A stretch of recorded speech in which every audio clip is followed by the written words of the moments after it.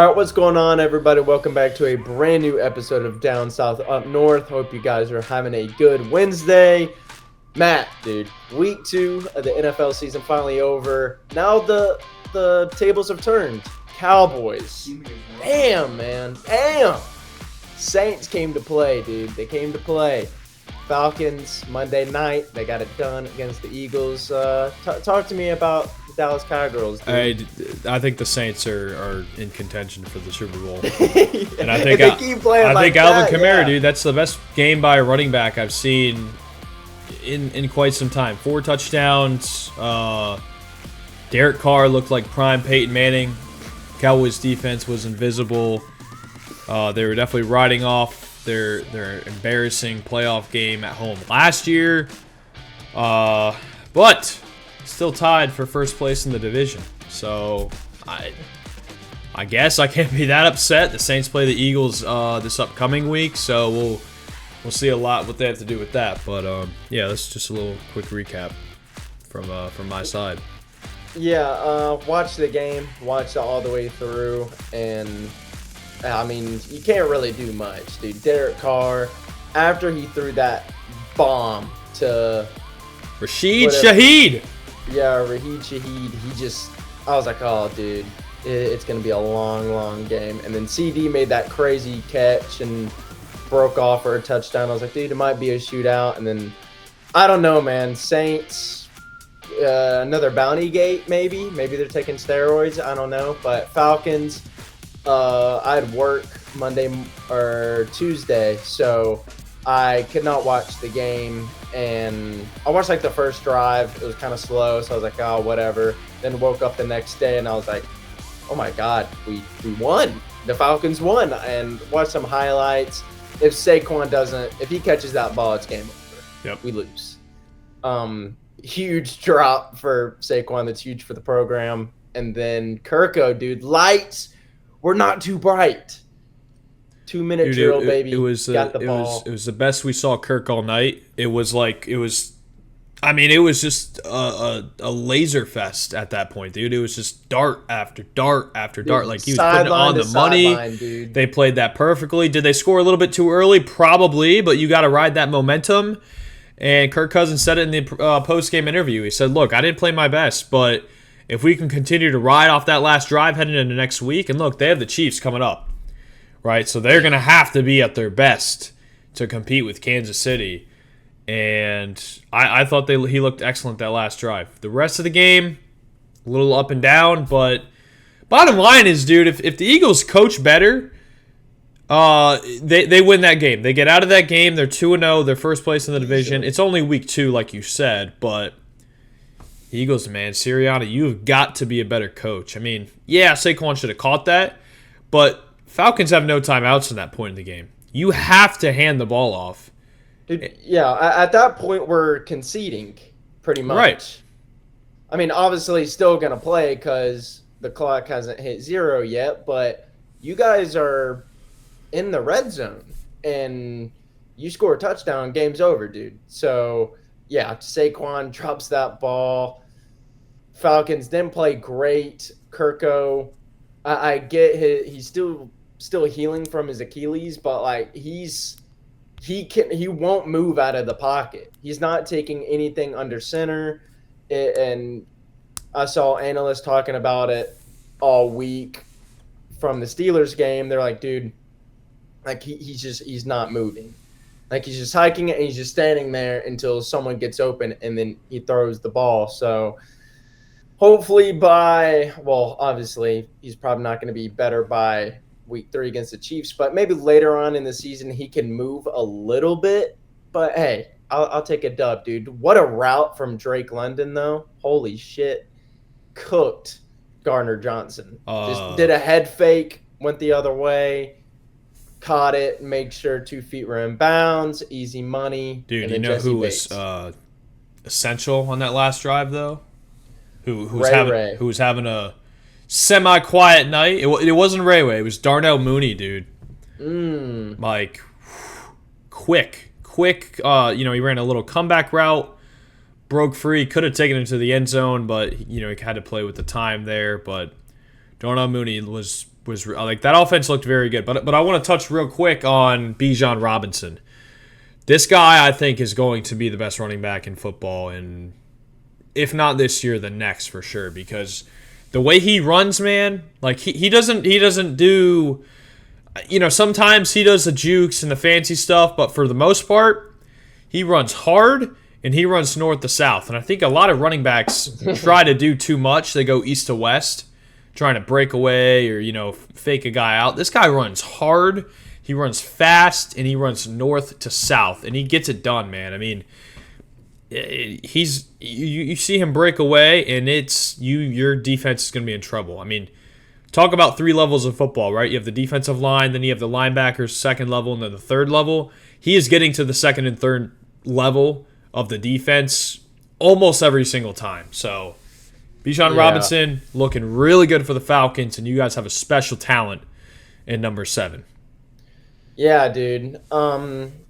It's weird that you say that he doesn't do too much. Again, I don't watch the full game, so I don't know. I only watch highlights. I felt like the first drive, he was being a little excessive with the jukes. He would give a head fake and then go, and he could run for a few more yards, but then he would give another head fake and maybe a spin or something. Like, it was towards the end of the game, I think. He did like 3 spins in a row, just like spin move, spin move, spin move, and then he got clobbered by somebody. But he's fast though, and when you could get in and out of cuts like that, then I guess it cancels out. But still, dude, he's gonna be special. And having Zach Robinson calling the plays for us, he's still getting comfortable with this offense. But hey, dude, you got Bijan, who's like you said, gonna be a really, really good running back here this season and years to come. But you got Kyle Pitts, dude, who needs to be used. He needs to be used more. He needs to be used more. I agree. I feel like we're gonna see that later this season. But yeah, man. What you just said his name? Darnell Mooney. He's gonna be nice. And Ray McLeod, surprisingly, he had a pretty good game last night. I was watching and I was like, all right. He's coming up with, he's creating open space. He's getting open. He's making those contested catches when he needs to. And look, doesn't matter how you win, right? Eagles screwed up there at the end. It was a terrible coaching play. Because see, if they hand the ball off, even if they get 1 or 2 yards, it's going to be 4th down. Sirianni's going to go for it, and they're just going to tush push. And it is still the most unstoppable play in the game of football. And they get the first down, that game's over. But you want to gamble? Go ahead. And I feel like Sirianni plays more of like a blackjack player. And, when he has the chips all in his favor, he still seems to need to hit when he doesn't need to. And last night he didn't hit when he wanted to. And the Falcons took advantage of that. So he had a 16 and Dealer was showing a 10. So he decided to hit, and it didn't work out in his favor. But we've been talking about the games for the past week. Let's just get straight into the athletic alert. We're going to make this quick because we just talked about the games, our teams. Dude, talked about the Falcons looking good or starting to look good, but Saints and Bucks. What? I mean, Panthers, I'm just going to leave them alone. Yeah, they don't need more. Saints, dude, I don't know what's going on with them. Like, did they get a new – I think they got a new offensive coordinator. They're playing really good football. And Saints are 2-0.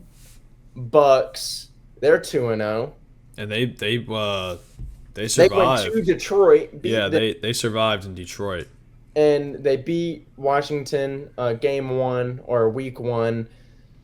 Falcons 1-1, and then the NFC East, dude. Cowboys 1-1. Is everyone 1-1 besides Giants? Washington? Besides the Giants, dude. Washington's technically leading because they beat a division rival, but so Washington won that game. I thought New York won that game. It was hard to watch, but I mean, Washington fans, I guess you can say they're in first. But look, Eagles didn't look good this week. Cowboy. I don't even know what to react to. Right? It's like Cowboys, like, what are you going to do when the team just comes out firing like that? I mean, I there were predictions that the Saints were going to be a bottom 5 team this year and going to be in Yeah, contention for like that for top 5 pick going into next year. But now, our heads are turning. That's good. I mean, I think we had a lot of discussions in the offseason, whether it was on this show or wherever, that this division is going to be very interesting this year. And look, I'm ruling out. They already ruled out Bryce Young. That Carolina is a dumpster fire. yeah, it is. They are not going anywhere. They might go 0-17. With that being said, Falcons have a tough stretch coming up, but that's still a team that can compete. The Saints, I'm not totally sold on them, even after they just kick my team's ass, because I know my team is very undisciplined. But I love Baker Mayfield in a Bucs uniform. Too. I think he's phenomenal. They've got a great team around him. And this is one of the best divisions in football right now. And hell, if it wasn't for the Panthers being so bad, I might give you guys the crown. Let's go, baby. Yeah, dude. I didn't watch week 1 for the Saints. I just because I knew.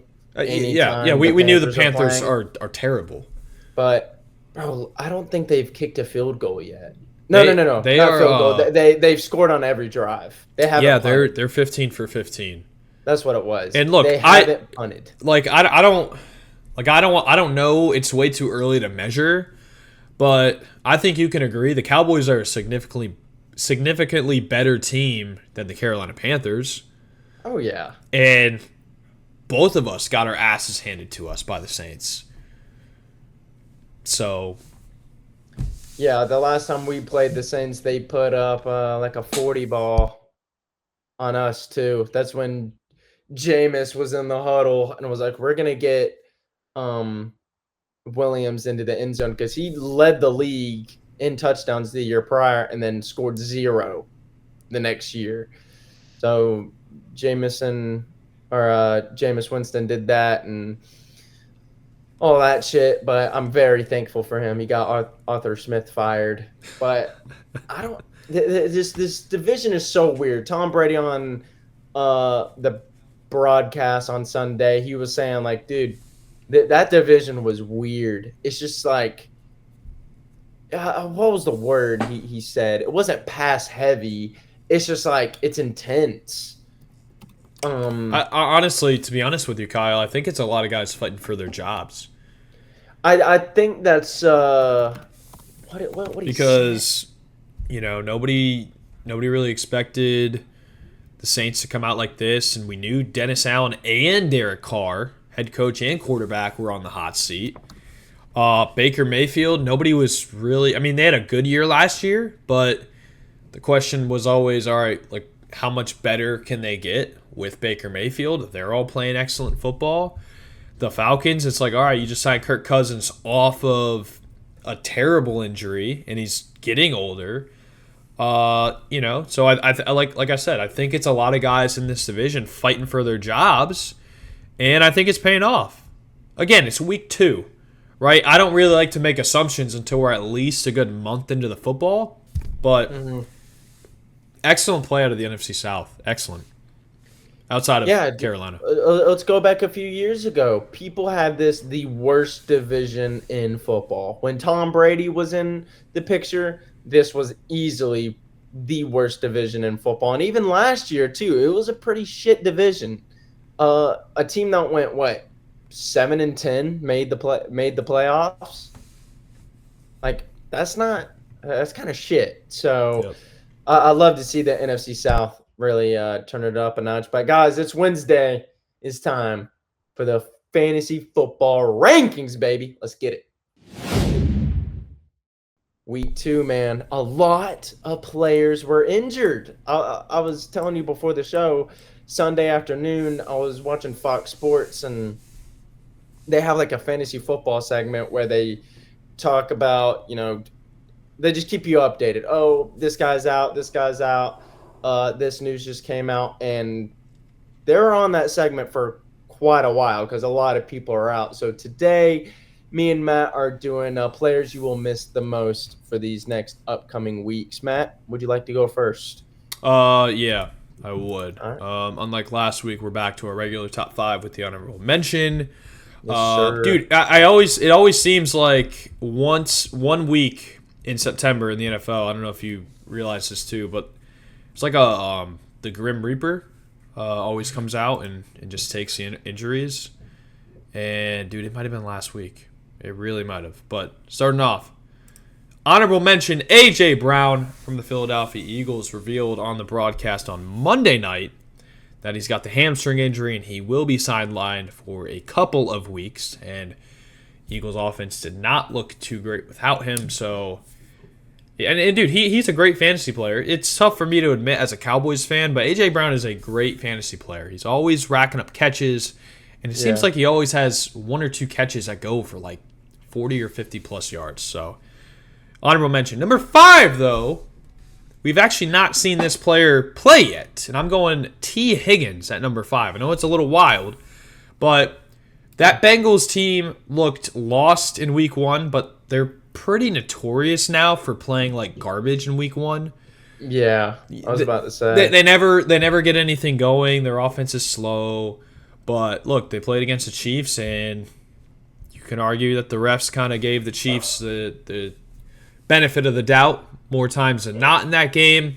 But overall, I think when T. Higgins gets back from injury, he's going to be a huge piece to elevate that offense and definitely bounce back from an 0-2 start. Number 4 is actually on my fantasy team. This was awful news. Cooper Kupp, who has had a couple of injuries in the past. But he goes out there and scores 32, around 32, 33 points, depending on what league you are in week 1. And he only scores 8, and now he is expected to miss multiple weeks. I believe they place him on the IR. And Kyle, as you know, on the IR, you miss 4 games. So that's, you're dedicating a month without your player, and Cooper Kupp and Puka Nacua are out. So the Rams don't have a lot of weapons. They're 0-2. Injuries are killing that team. Number 3, though. Kyle, I talked to you before the show, and I was like, I have a weird player you might not understand totally, but let me get through it. Number 3, I have Tua Tagovailoa. Rest in peace, dude. Please get healthy. I mean, this is like the 6th major injury I think he's had in his career. It's quite ridiculous. But you're going to miss him the most, not necessarily because of Tua, but because of all the pieces around him. I know a lot of people have Tyreek, have Devon Achane, have Raheem Mostert, and Jalen Waddle on their team. And this is just there is a bucket list of players that play better because Tua is there. And since he is not going to be there on the team for at least 5 or 6 weeks, probably even the season at this point, it's all in question. They signed Huntley this past week to hopefully better prep that team, but we don't know how Tyreek or Waddle's going to play or how a backup quarterback's impact on this team is going to play out. And a lot of weapons on that Dolphins team, and without Tua at the helm, all of their fantasy rankings have dropped significantly in my book. Moving on to number 2, we have Jay Jettis. Justin Jefferson, phenomenal talent on the field, goes out with an injury halfway through the game against the 49ers. They still get the job done, but Kyle, I picked this guy for MVP, as you know. Yeah. Because he had Sam Darnold throwing him the ball, but I don't know what his status is. It's still all up in the air with how much. I'm seeing it's day-to-day. Right quad contusion is what I'm reading. Right. I'm seeing a lot of if he doesn't play by week 4, then it's just be shocked. Yeah. But he's probably gonna miss week 3, maybe. Right, but still, I think he had 23 before leaving. Yeah, I mean, he had a 97-yard touchdown. That does not happen. You can't just replace that in your fantasy lineup. So yeah, he's going to be a big weapon people miss. Big wide receiver 1. Terrible news that he went down. And number 1, another player that I have on my team, and another player that we have not seen play yet, Christian McCaffrey. Yeah. News broke on Saturday that he would be on the IR, missing at least another month of football. And I wish that the 49ers were honest about this guy's injury. I knew it was a gamble. I was stressing. I had the number one pick in my draft on who to take. Do I take CeeDee Lamb? Do I take Tyreek Hill? And I took CMC. He's on the Madden cover, but I didn't think he'd get like to this. I mean, he's going to at least miss the first 5 weeks of football, which sucks as a fantasy owner. You know, I can only go so many games without my number one overall pick. Yeah. And again, I really it's a shame on the 49ers because you got to be more honest. You have to be more honest. Hey, we're probably going to miss this guy for a month, and you have to do that, you know, weeks in advance. And I'm not saying this because of, you know, fantasy guys. I'm saying this because like your team, like their backup running back didn't even know he was starting until the Friday before. Yeah. It's a really bad message as a coach, as an organization, that you're going to miss your guy for quite some time and you're not being 100% transparent with everybody on your squad, right? I'm sure that played a big effect into Sunday's game when they lost against the Vikings. Brock Purdy thought he was going to have his guy, and Debo goes down as well, George Kittle. I mean, it's all a mental aspect at this point that, hey, Christian McCaffrey is not going to be with us until the middle of October. We've got to prepare for that. And as a coach, when you don't deliver that message to your team, it's not good for anybody. You can't leave your guys in the dark. You can't. You can't. So, big mistake in my opinion from Kyle Shanahan. That is on the coach.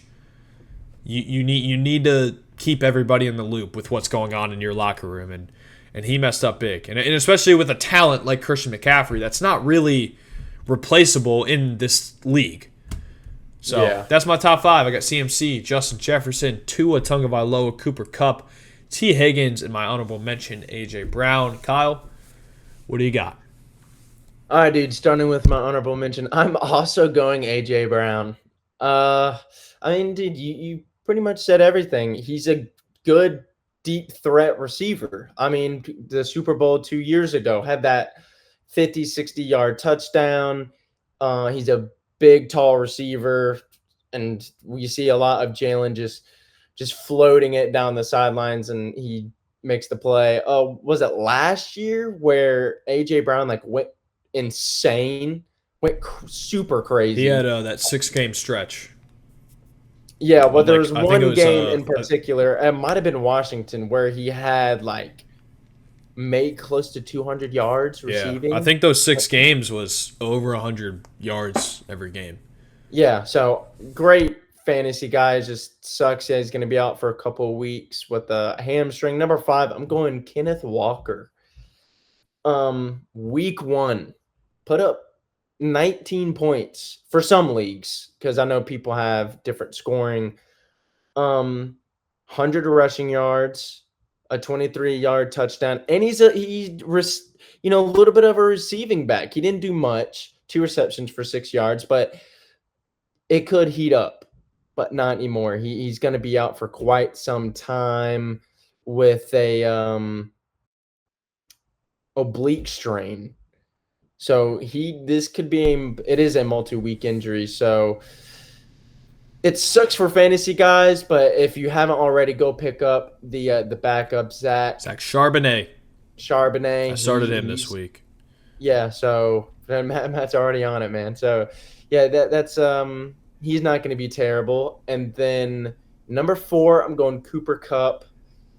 Puka goes down week 1, and now Cooper's down. Like, this is no bueno for the Rams, man. And he's going to be out for a couple weeks. Last year, dude, he was injuries. He was out for so long. Then Puka shines, and obviously Cooper wants to get back out there and kind of regain his spot as wide receiver 1 in LA. But I mean, dude can't stay healthy. Like, seeing him win the Triple Crown 3 years ago, I was like, man, this guy is something special. Like, I can't wait to see what this guy could do in the next coming years. And we just really haven't seen it because he can't fucking stay healthy. Number 3, I'm going Debo. I mean, he does it all for San Fran. He runs the football, he catches it. I mean, can't really block, but man, he's a wildcat formations, huge piece for the 49ers offense, and he's going to be out for a super long time, which sucks for Brock Purdy because he's missing 2 of his boys now. And then number 2, I'm going Tua. I mean, he's throwing up gang signs when he gets hit. It's like, bud, fucking learn how to take a sack and like not run at someone with their head down. Like, didn't reports come out a year ago, 2 years ago? He's taking jujitsu classes to learn how to take a fall.